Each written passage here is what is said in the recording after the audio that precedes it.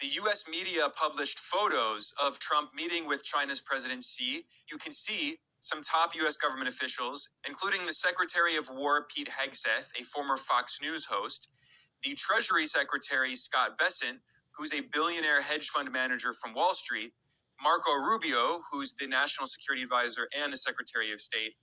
And also in the photo, you can see David Perdue. Can you guess what David Perdue did before he became the U.S. ambassador to China? He was the president of Reebok, and then he was the chairman and CEO of Dollar General. So this is the guy representing the U.S. in Beijing right now. And in that photo of them meeting with Trump and President Xi, behind them, you can also see Jensen Huang, the CEO of NVIDIA, and Steven Schwartzman, the CEO of Blackstone. Once again, these corporate executives are being treated as if they were U.S. government officials. Trump is bringing them to his meetings with the leadership of the Chinese government because these large U.S. corporations are desperate to get access to the Chinese market. China has 1.4 billion people. It is the second most populous country on earth after India. China also has the world's largest middle class in overall numbers. It has more than 800 million people in the middle class who together have the spending power of $7.4 trillion. That is significantly larger than the middle class in the United States or in India or any other country. And the trade war that the U.S. government has been waging against China, not only under Trump, but also under Joe Biden, this has been bipartisan, that trade war has hurt many U.S. corporations. NVIDIA is a great example. Jensen Huang has repeatedly visited China multiple times in the past few years, and he is desperate to get access to the Chinese market. Why is that? It's because NVIDIA used to control 95% of the Chinese market for advanced chips, but that has fallen to 0%. So from a 95% market share just a few years ago to 0%. This is why Jensen Huang was with Trump. China has become the single most important manufacturing power on earth. Tesla is a perfect example of this. The CEO of Tesla is, of course, the world's richest billionaire oligarch, Elon Musk, who was the biggest funder of Trump in his 2024 presidential campaign. And more than half of Tesla's electric vehicles are made in China at the so-called Gigafactory. The banks incorporated the United States and called the United States a corporation.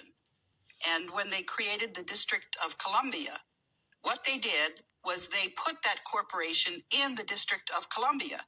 And they said that the members of Congress were actually managers of that corporation. And they said the president of the United States was actually the president of that corporation.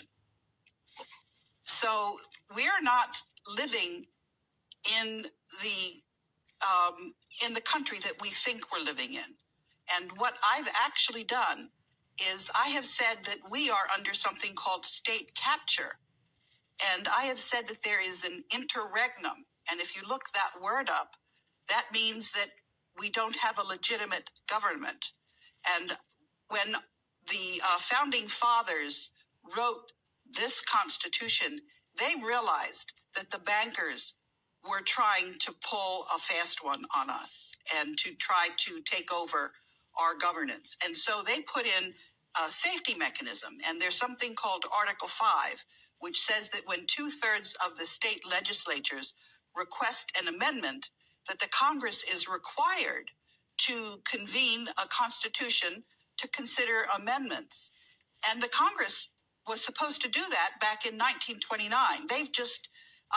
They've been in contempt of the American people. They haven't given us the opportunity to get our original Constitution back. They haven't even told us that we are not operating under our original Constitution. They've been lying to us.